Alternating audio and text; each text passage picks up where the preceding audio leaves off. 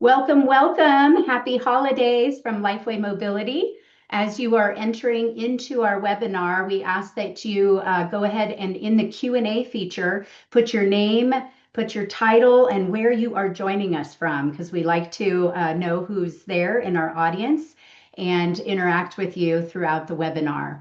So thank you for joining us. Today we are on our course 3 of the home modifications for better patient outcomes series. This is our final one of the year, and we're so glad that you're here and have joined us throughout the year as well. So just to kick things off, again, let us know who is here in the room, your name, your title, where you're coming in from. We've got Minnesota in the house, Kansas City in the house, more Minnesota in the house. It looks like Virginia. Welcome, Lisa. Thanks for being here. Molly in Boulder, I'm so glad you're here as well, and glad to know that your electricity is okay, unless you're not actually in Boulder today.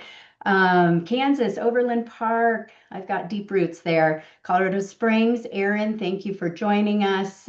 Just saying hi to a lot of people. Catherine and OT from Chicago, welcome. Let's see, who else here? Another Illinois, Diana, welcome. So yeah, I'm Amy Reed. I just want to kick this off. I'm joining you from Denver, Colorado, and I've been with Lifeway Mobility almost 15 years coming around the corner. And I have had the privilege of seeing firsthand how home safety solutions can really transform lives. I will be facilitating today's session with a little holiday spirit, along with Aaron, who will also have a little holiday spirit. And he'll be live at our largest adapted show home across the country. He will be demonstrating some of these key solutions, and he's always fun to listen to and watch. So what you can expect today is an exploration of practical case studies, real world solutions, and we're going to prioritize that ethics and safety with home accessibility. So throughout the session, use that Q&A feature so that we can answer questions. We like to answer most of them live because it just makes sense for us to engage that way. If we don't answer it live, we might do it at the very end as well. So we'll wrap up with different things around additional resources for you to help your patients, referral pathways if you wanted to send us a referral of a patient you're working with right now, how to get your CEU, and then we also have a very special patient care credit that we're going to introduce as well. This is a side note. I just want to mention this before we get started. To receive, if you are here to get a CEU, to receive that, you have to attend live, and you have to be here today for a minimum of 35 minutes. So I just always like to say that because I get lots of questions. You do have to attend live, and you do have to attend for 35 minutes at a minimum. So just to introduce who we are, Lifeway Mobility, we're proud to provide the free CEUs. We've been doing this for about 4 years. We are a leader in home safety solutions. We want to improve patient outcomes and quality of life at the home. We're founded really to make homes accessible and safer. And, we treat and work with individuals of all ages through all stages of their life and their mobility levels. So again, we are experts, 25 years. We become the largest kind of what we call pure provider. All we do is home safety solutions. And you can see a few of our solutions on this slide here, anything from wheelchair lifts to a lot of times just overcoming stairs, ramps. We've got stair lifts. And then, of course, trying to prevent falls in all of those areas, including the bathroom. So we work closely with healthcare professionals. We work closely with the family and other organizations like the ALS Association or the Parkinson's Association. And we want to make sure that every solution will meet that user's specific needs and make sure that it also meets the home for the long term. So as we have expanded, let's talk about our reach across the country. So we have a lot of people here today from everywhere, and we have grown significantly this year. We opened 7 new locations, which opened up 3 new states for us in New York, Tennessee, and Virginia. So we are really excited. We have some new targets on the map as well. You can just skim some of those and see if we're going to be serving a different area that you might be in next year. So we're excited to be able to help more people in more states. I do want to introduce our highly skilled community outreach professionals.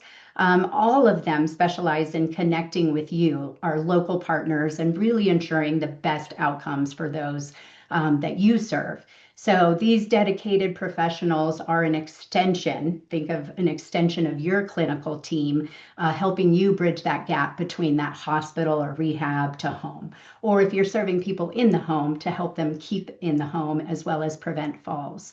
So if you have any questions, they will be behind the scenes answering questions. But as I said, we like to answer them live as well. So today,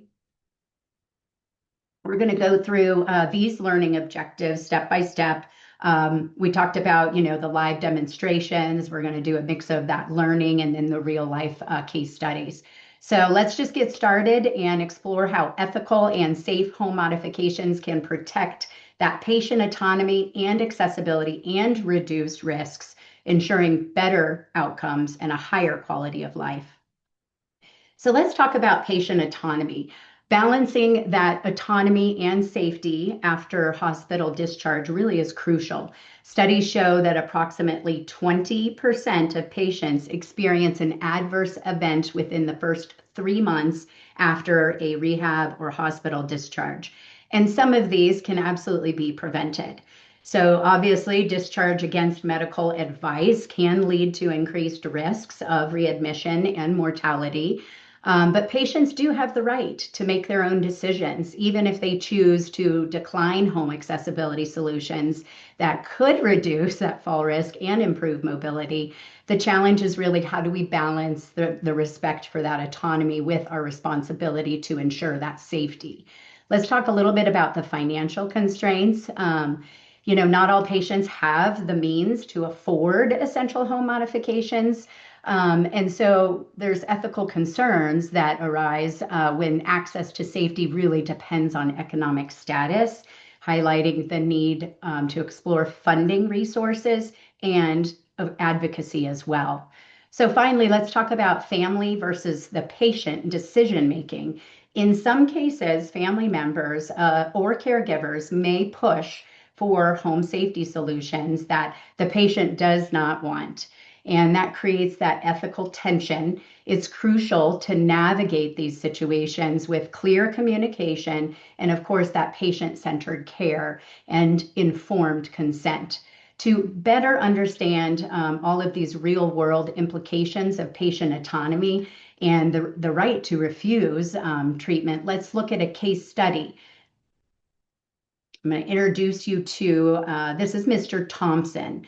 And so his situation is, he's 75 years old. You can read some of this, stroke survivor. And I'll say he's a stubborn guy. I think we meet a lot of those people. Really strong sense of, I want my dignity, I want my independence. And we offered a stair lift to make his home safer. And he actually said, I've been climbing these stairs for 40 years and I'm not going to stop now just because of a hospitalization. So we get the mentality and we understand, and admire his determination. But this decision can put him at serious risk. So what is the ethical dilemma? That's, the million-dollar question. Should healthcare professionals push harder to convince Mr. Thompson to accept the stair lift, knowing it could prevent a dangerous fall, or should they respect his autonomy, even if it makes watching him take unnecessary risks? So fast forward, we'll talk about the outcome.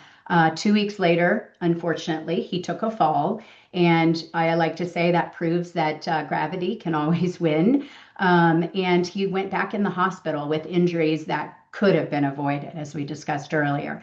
So what should have been done differently? So this is the discussion point. This case will bring us to that real important and tricky question. When should we override the safety concerns versus the patient autonomy? And where is that line between respecting a patient's right to choose and stepping in to prevent that harm? Let's dive into this debate a little and figure out how to balance independence with really common sense.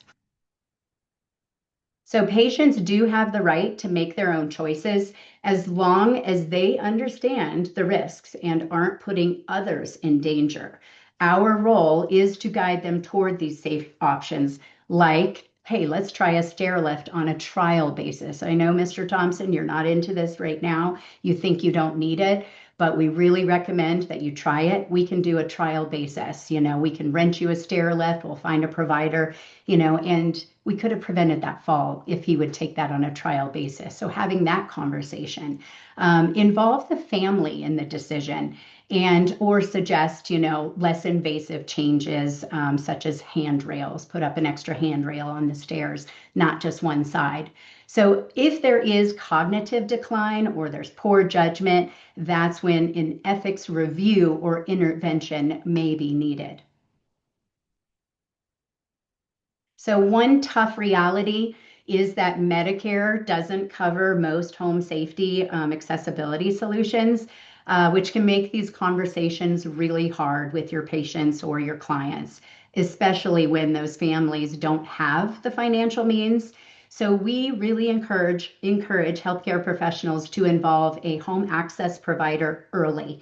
They're equipped to handle these discussions, leave it to us, the experts, and help explore funding options. We have a lot of funding options. At the least, we do recommend, pushing them to get it's free home consultation where someone like Aaron would come out to your house and do a consult and give you options for overcoming those stairs and preventing falls. Even if the action to do something, doesn't happen right away, it gives families that clarity, it gives them options and a starting point. So really the key takeaway is simple. Don't let cost stop the conversation. Bring us in. All right, now it's time to turn it over to Aaron, who is also having holiday spirit, and he's in the Adapted Show Home. Welcome, Aaron. Well, thank you so much, Amy, and thanks to everybody on the webinar. It's been such a fun year, and yeah, happy holidays to everybody as we wrap up finally for our last webinar of the year, and we look forward to the new year and doing more webinars. And I know it's such a huge advantage to get those CEU credits and get those out of the way. Um, and today's topic speaks a lot to me. I really believe in autonomy of an individual to make the right choices, make the choices they think are best for them. And I think sometimes the way to get a person to make the best informed choice is to have all the information available for that person. So with that, we're going to talk about a couple of different areas in the home that equipment can be utilized in order to make things safer. And we'll talk a little bit about just sort of some of those ethical questions that we get into, especially like Mr. Thompson and what he went through. I'm sitting here on some stairs in front of our lovely fire, and we are going to discuss now just levels in the home. How do we deal with levels in the home and what can come up? And probably one of the best products that we've utilized for levels in the home can be a simple, straight stair lift. Now, a stair lift is very cool because it's fairly simple to use, it's simple to install, and simple to own, kind of in a long-term sense. You'll notice that the stair lift itself is going to ride up and down a rail system, and that rail system is attached directly to the stair treads. So there's really not a huge expense in the construction part of the installation. There is really no construction. The rail is mounted to the stairs. The rail itself is going to have a cord that goes to an outlet that charges batteries in the chair. So if you have a situation like today, there's a lot of people talking in the Colorado area about power outages because of the weather. Well, these chairs will operate even in a power outage. Now, what I love about stair lifts, again, is they're very simple to operate. There's typically a seat belt. So for our loved ones, we're a little bit worried about maybe their stability and staying in the chair. We can certainly utilize that seat belt. Using the armrest control, we simply hold the direction we want to go. Now, what's cool about a stair lift is almost any stair lift is going to come with multiple remote controls, at least for the top and bottom of the stairs, so that we can call and send that stair lift or help to move that stair lift for our loved one or our patient. When we get to the top, we just unbuckle the seat belt and away it retracts. And then we're able to unlock the seat, swivel the chair, and then it locks in place so we're exiting right on the landing. The chair also serves to block the staircase in case we have a stumble or fall back, we lose our balance, we're just back in the chair. Now, a couple of the things I get a lot of resistance to with people who might need a stair lift, but choose not to get a stair lift is I think, well, gosh, it just takes up so much room on the stairs. But stair lifts are all designed to be able to fold up, allowing access for other people in the household to ambulate just sort of in the standard way, walking up and down the stairs and being out of the way of the stair lift. Now, a stair lift like this, a straight stair lift, is going to have a starting price point of about $4,000, which to many is a lot, but comparatively to other solutions you could opt for, is quite small, especially like a residential elevator, which we'll get into here in just a little bit. Now, as a home access specialist, it's really my job to go in there and make recommendations about things that I can really foresee being necessary for that customer. So you'll notice, for instance, like this rail, it makes it travels all the way to the floor from the nose of the top step. This section of rail actually extends beyond the nose of the bottom step by around 16 inches. This can, in some layouts, become a trip hazard for other people in the home or the patient themselves. And the last thing we want is the equipment itself to become a pain point and cause some sort of, readmittance to the hospital or injury that way. And so it's my job to recommend things like a folding rail. Now, something like a folding rail for a stair lift is going to move that rail out of the way, but come at additional cost. Now, I think it's really important when we're having this conversation with clients about the equipment that they're getting to advocate for those things that will save pain and money in the future. So even if there is an additional cost for something like a folding rail, it's really important that we be able to talk about that with the client. Another thing that I think is really important is you saw how I unlocked the seat and swiveled the chair. Other options might include things like a power swivel chair, where a motor does all of that work to swivel the chair for that person. And so we just want to make sure that we understand the equipment and we can talk about the equipment with people just to show them that those are options. And finally, one of the more popular options for a stair lift is what we call a power folding footrest. A lot of people, especially super able-bodied people like myself, might just fold the footrest up with my foot. But you get a lot of people who might have a tendency to lean over the nose of the stair tread to fold this footrest. And there's a lot of times we don't want people, especially off balance, doing that. We can utilize a motor that folds that footrest for us. And then, of course, we just put the seat down and the footrest folds down. Now, a straight stair lift isn't going to work for every stair configuration. As a matter of fact, there's a number of staircases out there that make a turn. You go up 7 steps, say, there's a landing, and then we're turning back on itself, or it's making a 90-degree turn. That's when we're going to recommend one of two solutions. So the first solution would be we just put a straight stair lift on both straight sections of the staircase, requiring a transfer on the landing. Now, it's really important that if we're going to choose that, or we're going to commit to that as a solution, everybody needs to be very informed about what's going on, because that extra step of transferring on the landing can be sort of a dangerous situation where you're trying to ambulate off one stair lift to another in the middle of the staircase.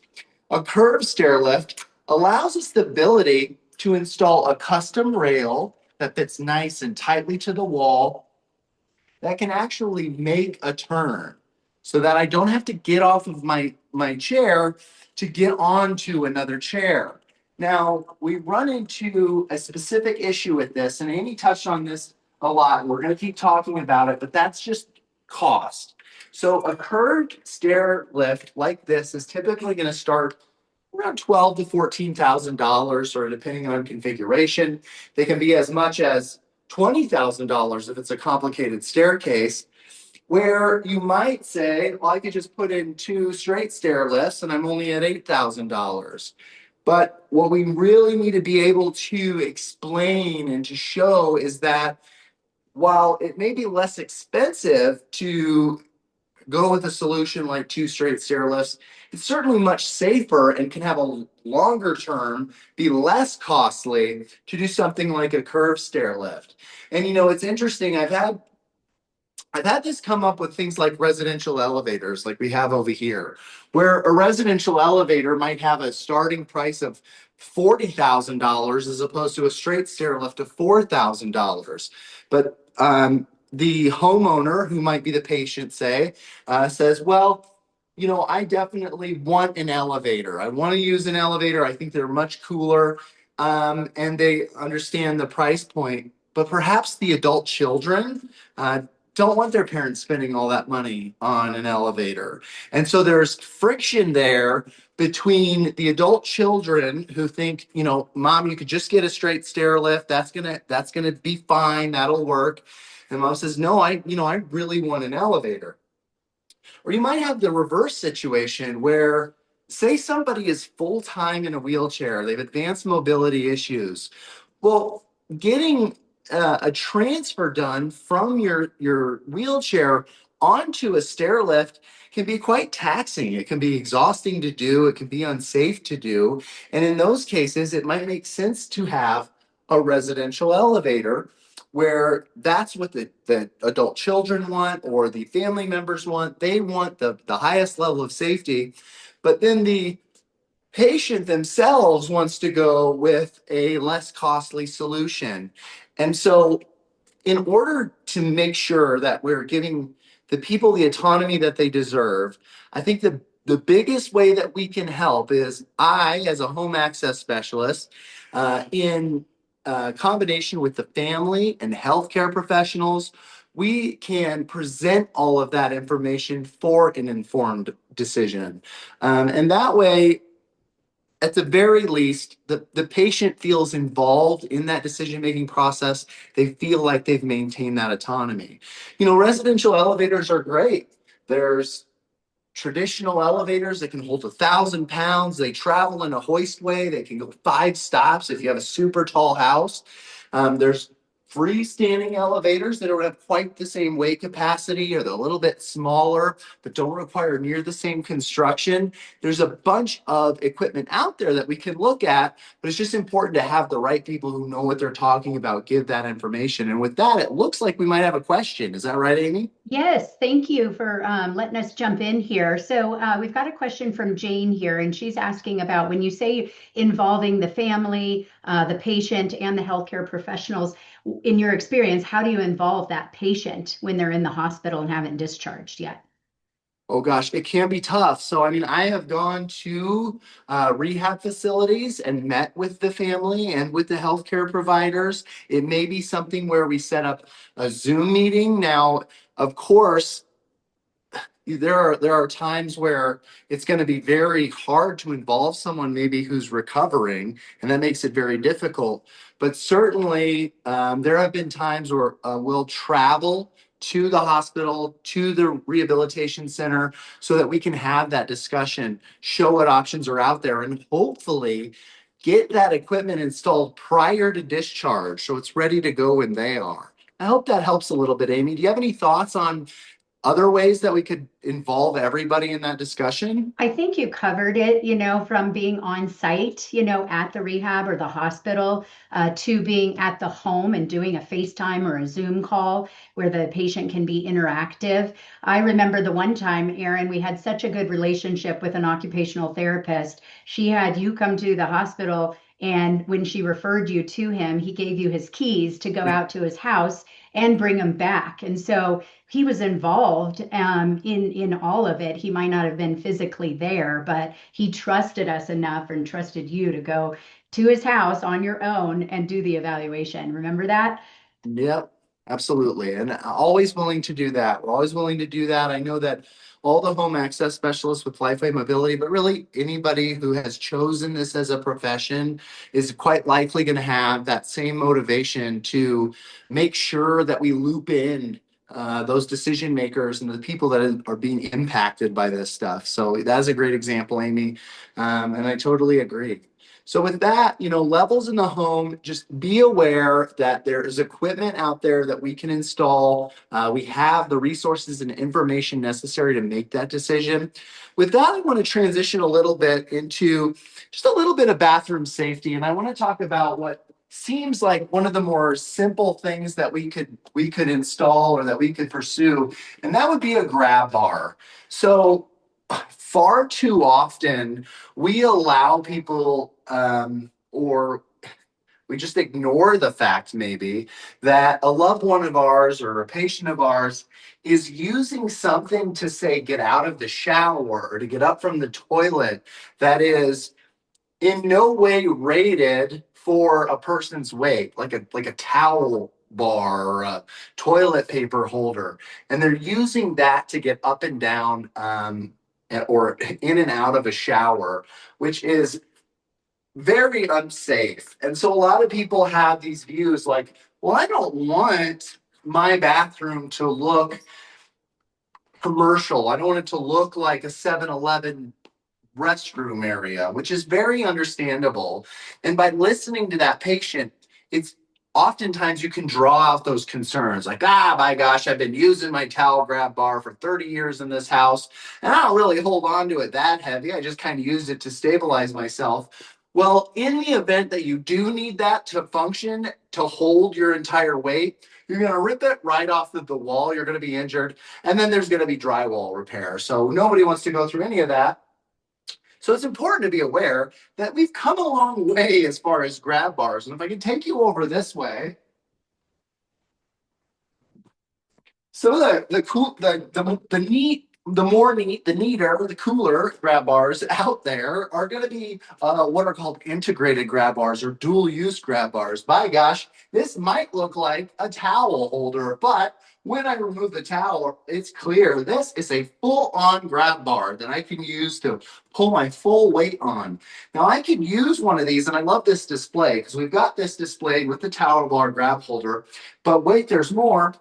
There's also grab bars that are dual use as shampoo holders. So this also a full grab bar capable of holding my full weight and keeping me stable and safe. If I'm really evaluating a shower, I can do exactly what we've done here, where I've got a shampoo holder grab bar, the towel bar grab bar. Now I have 3 points of contact as I'm getting in and out of the shower. And I don't have to feel like I'm living in a medical facility or I'm doing something in a more public area. It's still my vibe, so to speak. And when we educate people on the fact that there are in fact items like these dual use grab bars that you don't have to sacrifice the whole aesthetic of your bathroom in order to be safe, that goes a long way to helping convince people like Mr. Thompson, who is super stubborn, right? That maybe this is a good idea. Maybe we can do something that sort of meets in the middle at the very least. Then, of course, we should be identifying things, other issues that a person might be having in their daily lives, looking at things like bath lifts to help people lower and raise in and out of the tub, looking at things like removable shower heads so that we can make bathing easier and life easier for people. Looking at other durable medical equipment like shower transfer benches and things like that. Things that are going to keep us safe while we're using those items. And so again, having a home access specialist come into the home, maybe meet with family if that patient is in rehab or in the hospital, so that we can identify those pain points and then bring those ideas to the patient so that they have some autonomy. That looks like we've got another question. Yes, Aaron, we do. This comes from John, and he's asking, what is to the right of you? It looks like a chair there with wheels. Oh, very good. I think we've got a little video on this, but this is the Shower Buddy. made by Solutions Based, and it is a shower chair that also connects to a rail system that can then slide into the bath. There are some really great options for some of that bathroom safety. Such a good question. So something like this, you can put into the bathtub. The chair is actually mobile. So you have this transport chair that we can roll around. Then we can connect it to the rail. The chair literally slides on that rail system, leaving the wheels behind. So now we are in the shower. A super neat, very cool system that will certainly go a long way to saving people from those slips and falls in the bathroom, one of the most dangerous places for people with any kind of mobility issue. Even me, I'm slipping around in there too. It's not a good idea. Uh, Great question. It looks like we got another one. Yeah, just to keep on that same question, what is a time frame generally that you can get this type of equipment, whether it is a shower buddy or a tub lift or the grab bars, even a stair lift? What are we looking at as far as time frame? Gosh, that's a really good question, Amy. So, it's gonna most a lot of that is gonna depend based on a few things, but a lot of this equipment, like straight stair lifts, like shower buddies, like grab bars, these things can be warehoused and they can be installed very quickly within a matter of a couple of days just for technician availability. Certain things like home elevators or curved stair lifts that need to be custom made may have a lead time of 6 to 12 weeks. So it does depend on the type of equipment that we're talking about, but certainly things like grab bars and straight stair lifts can be done immediately, very quickly to ensure that they're in place, if not the day someone gets home from rehab, but very soon thereafter. One final question, I think. Excellent. Cool. This comes from Elaine, who has been our tried and true attender to these webinars. She's in Utah. So, does the shower buddy also allow for a tilt in space position and perhaps a pelvic belt for patients with poor trunk stabilization and posture? Yes. So what's so cool about solution based in their shower buddy systems is they offer a number of different styles, some with the tilt function, many with trunk support as well. There is just a number of these that do allow, check it out. This lady's doing it. She's doing that tilt function there, having the best time, and I love her little shower cap. So fun.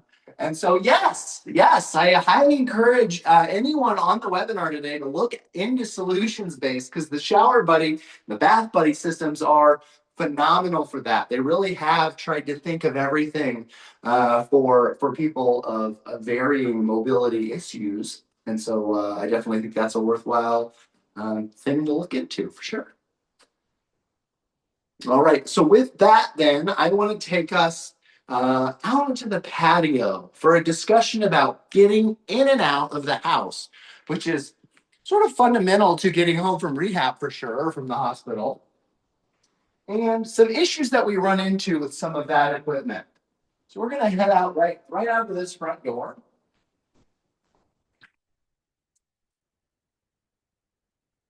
We're going to head right this way, and hopefully that internet stays super solid for us. It's not nearly as windy as they threatened us with. So that's good. So I'm standing here out on our beautiful patio here, and it's like 70 degrees out today. It's crazy. It's winter time, I've been told. We're close to it. But we've got over here a ramp system set up, and we love ramps here at Lifeway Mobility. Ramps are amazing, ancient technology, by gosh.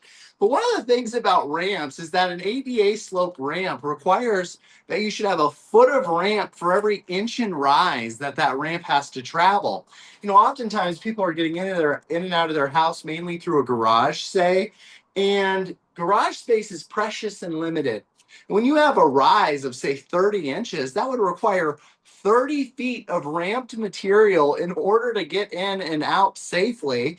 And the huge dilemma there is that people will think in their minds, well, a ramp is much less costly than some other options that are available. And so let's install a ramp, but let's just make it a little shorter. We'll be fine. The problem with a shorter ramp in a high incline is that now you're very steep. And there's a few problems with that. First of all, a ramp that is too steep is dangerous. Slips, trips, falls, all those kinds of things can easily happen on a ramp that's too steep.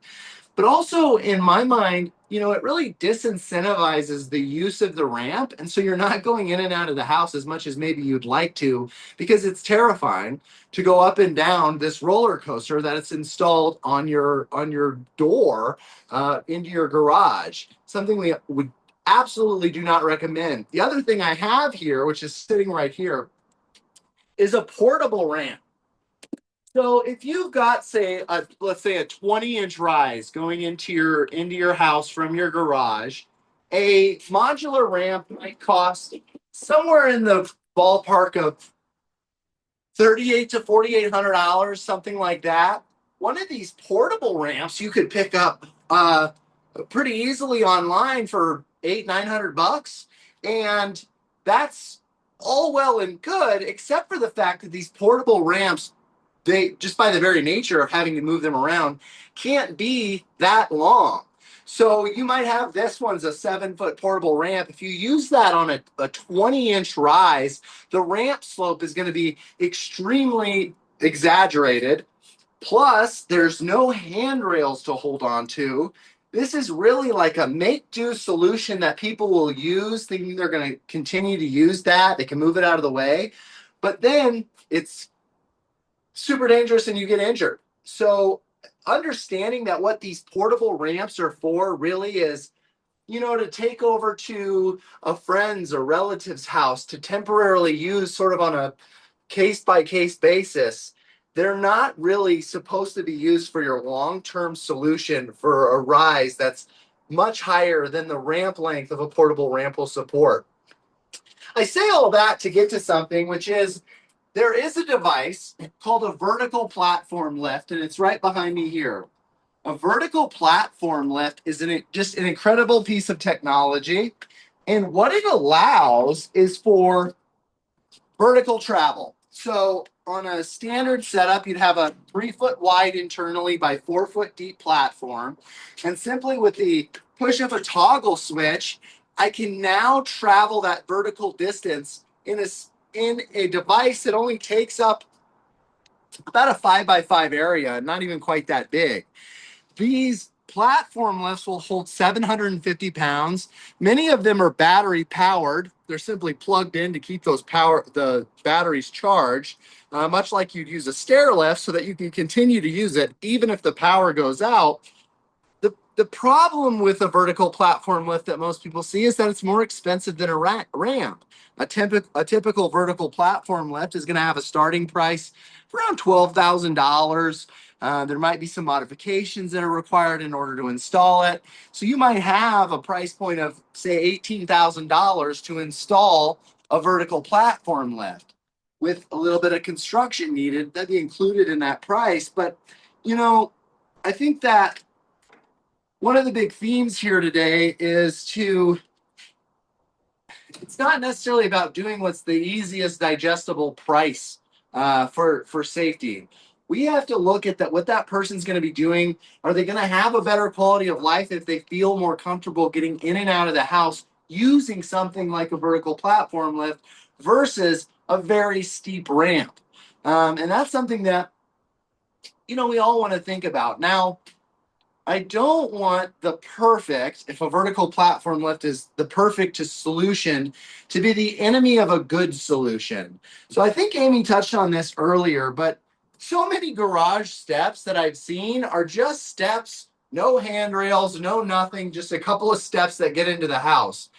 If we can at least convince our loved ones, our patients, to invest a little bit in a railing system, at least we can get some rails on the side of those steps. We've got to provide something to try as best we can to prevent that re-injury. And so, I think broadly speaking, what our goal should be, again, is to loop in as many professionals and family members as we can to advocate with that patient to try to find a solution that they can agree with, that also keeps them as safe as possible. And it's always great when someone buys into everything and they say, yep, I totally agree. All I want to do is be safe. But I know, like, my parents, so many of my family found out this Thanksgiving for sure that everybody's stubborn. They can be so stubborn, by gosh. And so just trying to get that informed consent where we've given them as many people who can advocate as possible is really the right way to go. And so with that, I think I pretty much demonstrated everything I wanted to get through today on the webinar, but I'm going to hang out, Amy, so that I can answer any more questions that might come up as we plug along. Well, thank you, Aaron. It's always a delight to learn from you, and I know that our audience appreciates it too. So I'm sure we'll see you post once we conclude, or if there are more questions. There's one question, but I don't think we're going to answer that one live right now. Oh, there is one. Here we go. Linda, tub cuts. Oh my, What do you think tub about tub cuts. cuts? What do you know about tub Linda, cuts? you're right, tub cuts. Let's head over to our tub. Follow me, Cassie. We're going inside to our tub. So what Linda's talking about, or what she wants information on, is something called a tub cut. And so in so many people's homes, especially people who've lived in the same house for 30 or 40 years, they might just have like a standard bathtub. And it can be quite expensive to replace the whole thing, to replace the entire bathtub and to remodel a bathroom, which might be the right answer in so many cases, but can be extraordinarily expensive. It's important that we know about tub cuts. So a tub cut is exactly what that sounds like. We're actually removing a portion of the tub, usually with a small lip at the bottom of the tub. That piece comes out, and then an insert can go in the tub, and that insert can function in a couple of different ways. So there's tub cuts where the insert just sort of cleans the cut area, just sort of finishes it out. And so you don't really use the bathtub anymore as a bathtub. You're just kind of taking showers in there, but we don't have near the lip to get over. The other type of tub cut is a gate. So you can have a tub cut, and then there can be a gate insert that's watertight. Then you can fill the bathtub with the tub cut. A tub cut typically is going to go for 25 to 3,500 bucks, as opposed to a bathroom remodel, which now you're talking tens of thousands of dollars to take out a shower, take out a tub, and replace it with something that's barrier free, or maybe something like a Euro shower where it just has a little lip. So definitely for people on this webinar, it's important to remember that tub cuts are a thing. They are available, and a lot of people have been saved by a simple tub cut. Very cool. And another question. Yeah, so we're going back and forth here, inside, outside. So we're going to switch back to the vertical platform, but this question Awesome. around that. What does it say? What about the platform wheelchair lift for access to the home from a garage? And what is the cost? Great question. So let's go back out to the VPL outside. Come on, Cassie. So much cheer in the adapted show home. Go right out here. Plus, we wanted to show off our garland anyway. How pretty is that? We love it. All right, so this vertical platform lift is installed to a deck. Now, this could represent a platform that we actually build at the garage entry door. Some people want to be able to use the platform, but then also have stairs that go off the side of the platform so that everybody else in the house can go out and maybe go to the soda fridge or whatever in the garage. So they don't have to use the lift. The other way to use a platform lift is actually to install it right to the garage entry door. Now, an important feature of that, if I send this platform down just a little bit, this gate is interlocked with the lift and won't open. This prevents people from stepping off the landing down, which could be 30 or 40 inches. You break your leg if you do that. In a garage where we don't build a platform and utilize one of these interlocked gates, we'll actually install an interlock on the garage entry door. That lock communicates with the lift. So if the lift is down, which I may not know from inside the house, the lock won't let me open that door and step off that ledge. So you'll have a call send button inside the house. That interlock has locked the door. Simply push the button. The platform comes all the way up to where it's supposed to be so that we can get out of the house safely. And that interlock opens the door. Something like that, where you install a vertical platform lift right up against a garage door, is great because it saves a ton of space.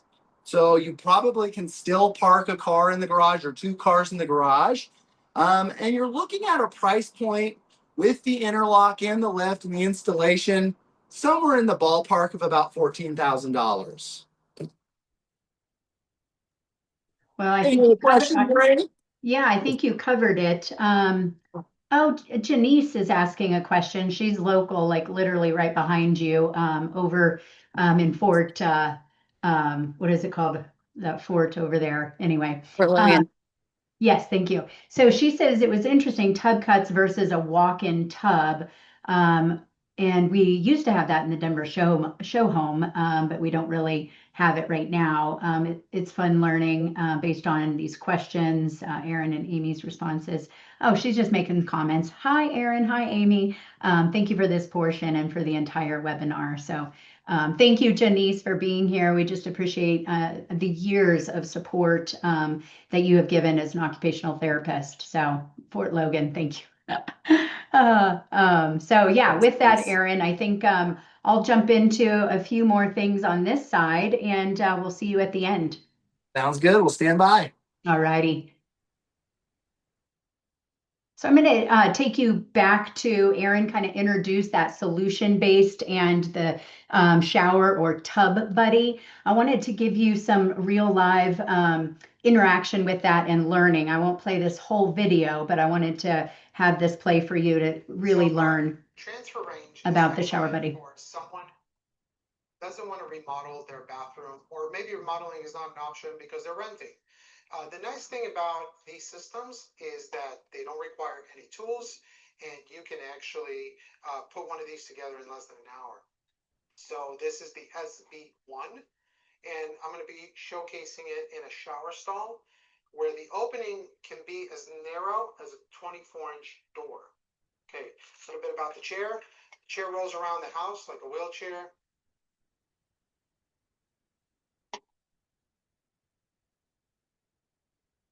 It can also be used as a bedside commode. Each one of our systems comes with a commode bucket. The armrests lock in place. There's a lock back here. They flip back and they can be completely removed. All the components detach easily, like you can see here, the cushion. So once the patient is actually in the chair, you can now attach it to the system here. And the system consists of three components. You have the base, the bridge, and the rolling chair. So what I'm doing now is attaching the rolling base to the bridge. We'll go ahead and lock it. Okay, once it's locked, I will release the brake.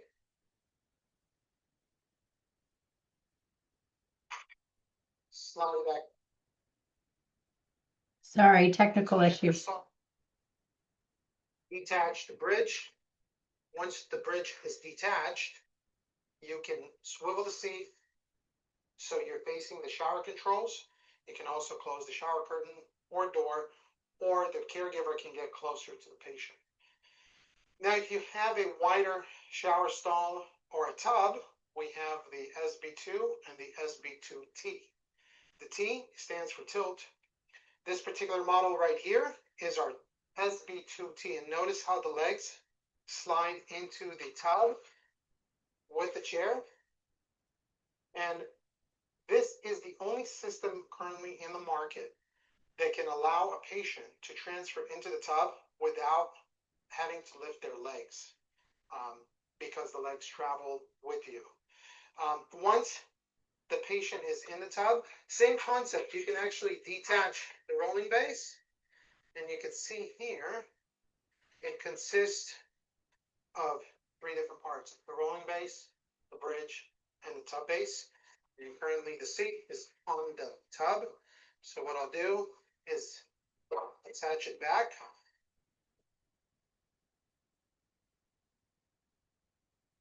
And notice how easy it is to pull it. And even if you put a little bit of weight, we use bearings, so it just rolls. Now detach, and look how easy this is.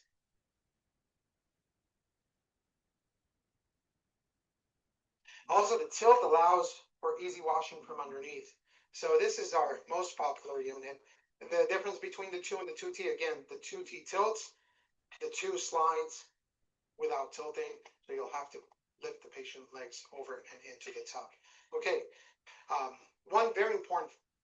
And I'm going to go ahead and stop that. I know it might not be clear when you hear it. I tried to turn up the volume as high as I could.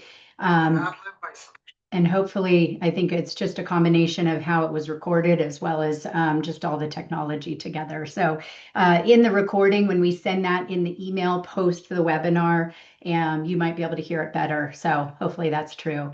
But I wanted to show you that because someone had asked about the tilt aspect, and I think it was really important to see that there are these different models, and that SB2 tilt is a really great solution, especially with people's spinal cord injury, brain injury, and it does require a caregiver. But you know, it really eases the pain on the caregiver. There's only one transfer onto the actual chair, and then you can roll it into the shower or the tub area. So finally, I think we're going to wrap up here. I think we have 8 minutes left. I just wanted to conclude on the ethics part and the case study. Again, you know, it's really about that interdisciplinary work, you know, having the home access solutions individual, the healthcare professionals, as well as the patient and the patient advocate all coming together to, you know, focus on that individual and the patient and improving their quality of life and their outcome. So finally, we had introduced this at the beginning of the year, and it's our healthcare partners page on our website. And what it is really there for is so that you can go in and submit patient's information. It will go directly to our system. They'll be called within 15 minutes is our goal. Our customer care team is amazing. They will schedule that free consultation, or at least talk to them about some of the things that they're concerned about or questions that they have. We also have on there our webinars. We've got in-service requests. So if you want an in-person in-service, we do provide CEUs in person. So maybe you're with a team and today you're joining us and part of a team. Reach out to us so that we could do an in-service in person and CEU for your entire team. You can see our coverage map. I went over that earlier, but you can put in your zip code and see if we cover that particular area.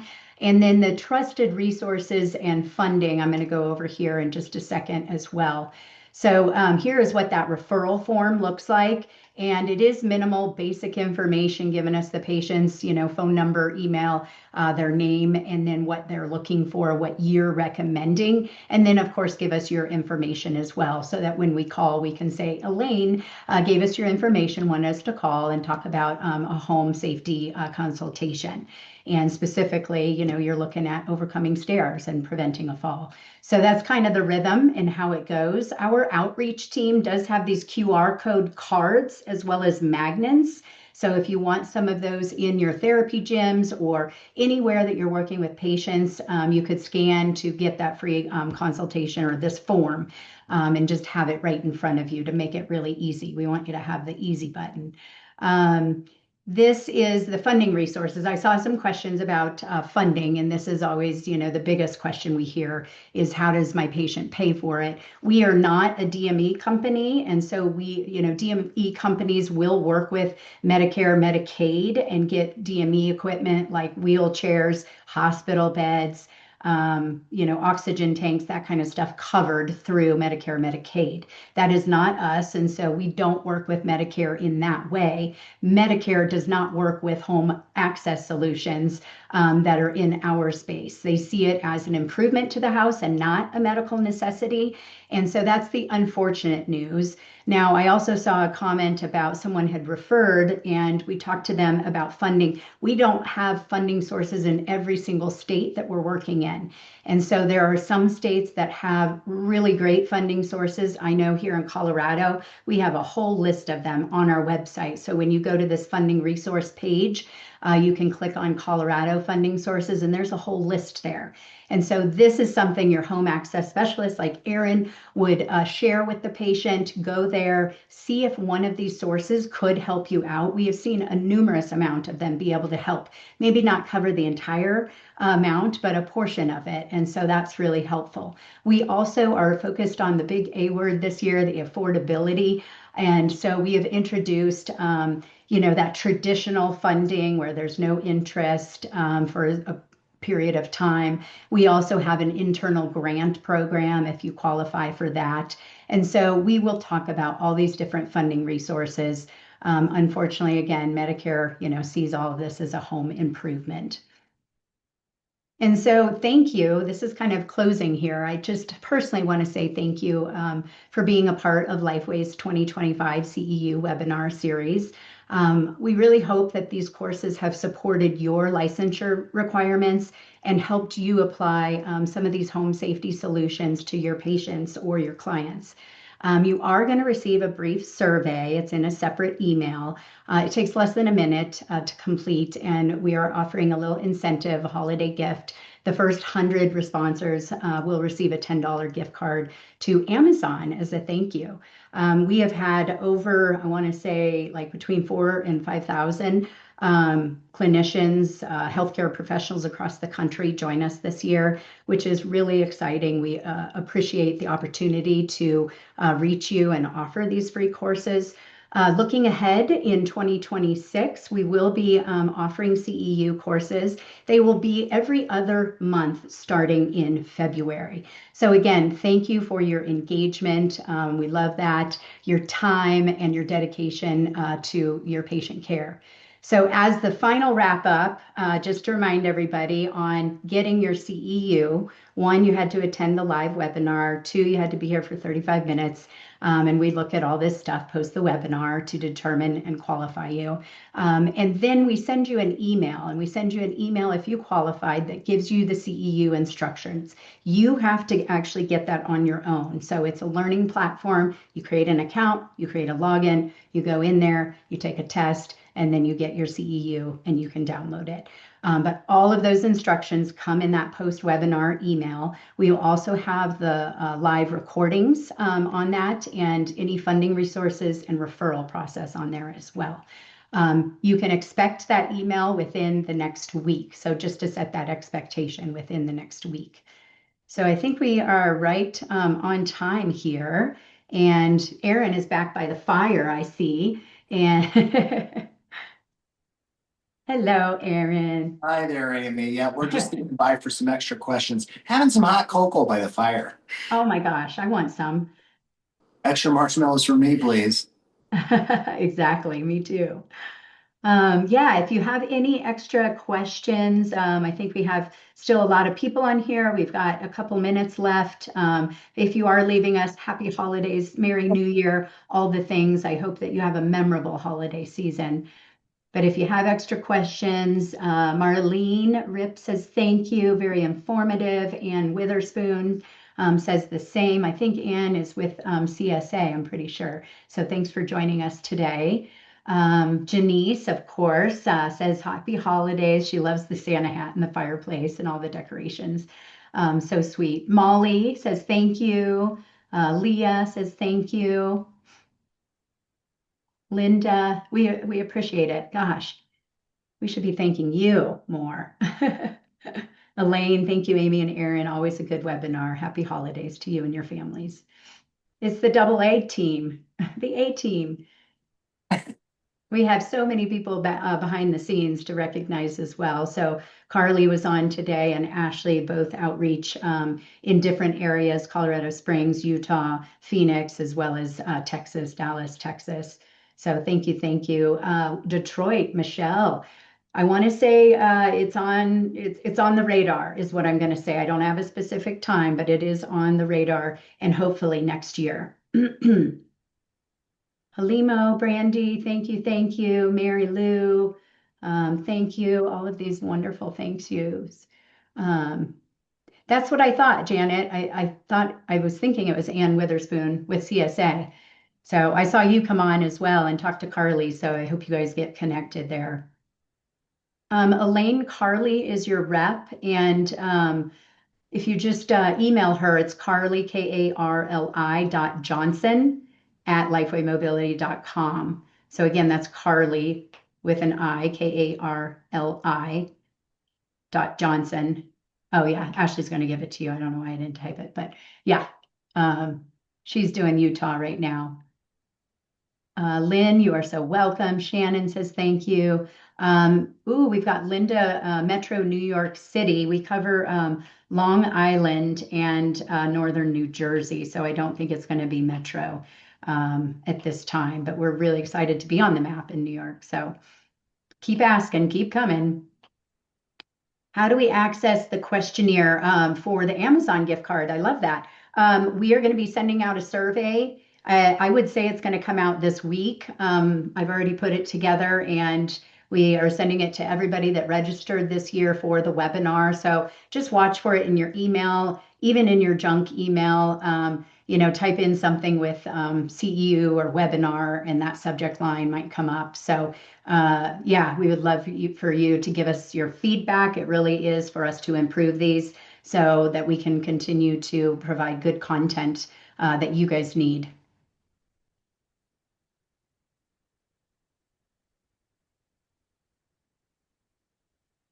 Do we need to apply to be an approved contractor? I'm not sure what angle you're coming from there. What do you think, Aaron? This is for Janet Sloan. Well, I mean, I would say that there are. Oh, when families are asking about funding.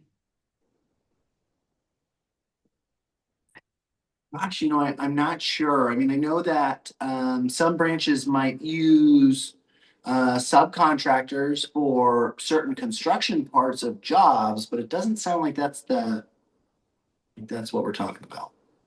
Yeah, I would answer it just if I understand right, Janet, is that let's just give an example. There's the Home Builders Foundation here in Denver, and they have an application process. So you do have to apply to be approved for whatever the need is. And they have contractors that they work with that can do all the work. And so if that answers your question, I hope. If not, reach out to us after via email or even on the website as well. Darlene, your contact in Chicago, his name is Jim Whittington. And Ashley's going to type his information in here for you, his email address. He's awesome. He's been in that market forever. He's also a clinician by background. So I hope you guys connect and have a good connection there. You're welcome. So we're about 4 minutes after, and we've dropped down to about 90 participants. If there's any other questions, please throw them in the Q&A now, and we'll answer them, but we'll probably hop off here in about 1 minute if we don't see any more. Do you want to sing Christmas songs, Aaron? Oh, do I ever? But now my throat's scratchy. It's happened. Yeah. Dang. You swallowed too many marshmallows. Dang it. That is a lot of my problem. Most of my problems actually come from many marshmallows. All right. Small. Well, again, thank you all. Have a happy holiday, Aaron, you as well. Cassie, thank you so much for being the most amazing videographer over there. Oh, you're welcome. All right. Bye for now. You guys.